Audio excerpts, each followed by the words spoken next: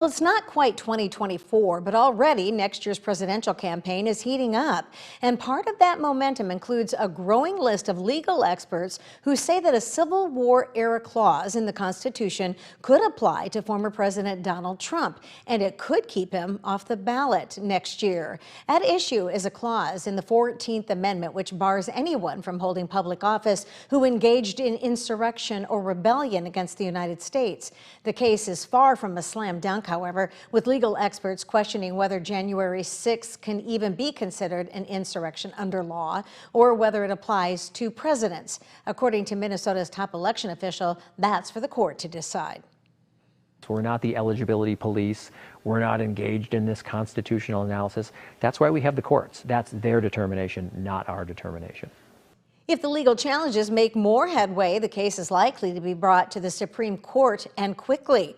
But the other Republican candidates for president are hoping to make this a non-issue by winning the party's nomination, and that includes Trump's former running mate Mike Pence, who made a stop in Northeast Iowa today. ABC 6 News reporter Jordan Sampson traveled along on a couple of those stops and has more on Pence's message to voters. Former Vice President Mike Pence made his way through Iowa for his 2024 election campaign tour. For small communities, it was a chance to hear from a person that can make an impact on the country.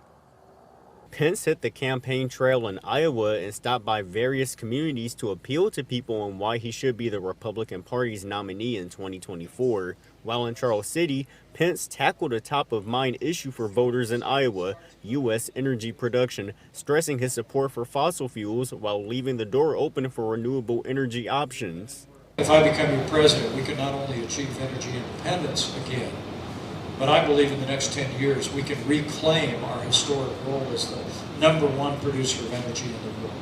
He also used the opportunity to crack down on a policy that has been defining for the Biden administration, the Green New Deal. He says the mandates locked into the wide-ranging policy hurt consumers, narrowing down on California's mission to have electric-only cars on the road by 2030.